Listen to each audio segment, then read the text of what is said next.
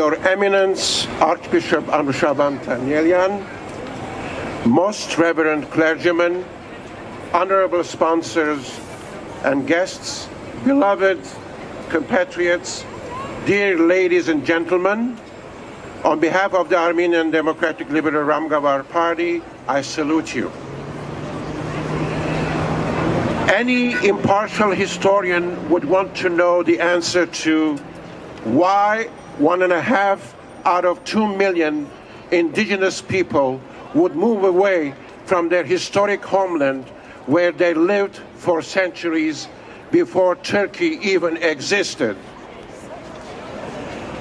The inevitable answer they would ultimately uncover is that these people were uprooted and subjected to one of the most systematic and atrocious treatment the world has seen, with gross violation of humanitarian principles.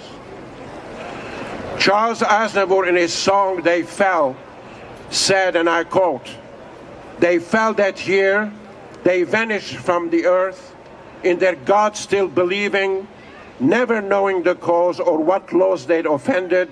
Their only crime was life, their only guilt was being, nothing more, nothing less." More than 100 years have passed for the genocide. New generations have emerged and have been enduring the burden of injustice. The historian David Herbert Donald, professor of history at Harvard, raised the question of relevance of historic events to any current generation. This in mind, we ask, how pertinent is our history, and in particular the Armenian genocide? If we are serious about security of Armenia, its economic development, improved infrastructure, health, stronger institutions, and innovative pursuits, then the relevance becomes so apparent to each and every one of us here and around the world today.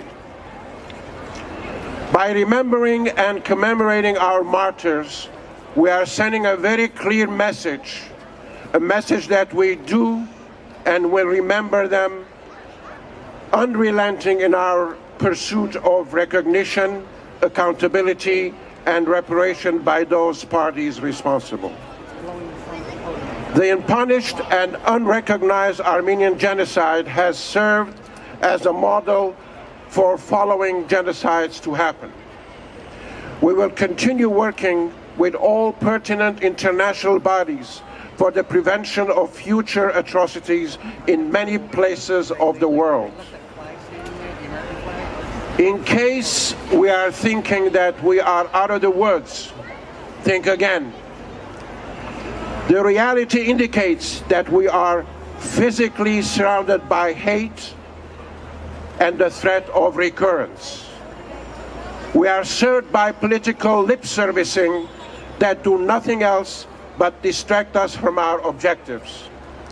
Therefore, I urge all young Armenian leaders, lawyers, professionals across the diaspora to continue galvanizing and work towards preparing appropriate documentation for our valid claim to the International Court of Justice. Our martyrs need you, and the national Armenian credibility and legacy we leave behind for our future generations depend on it. Only prosperous and just Armenia will lead the way.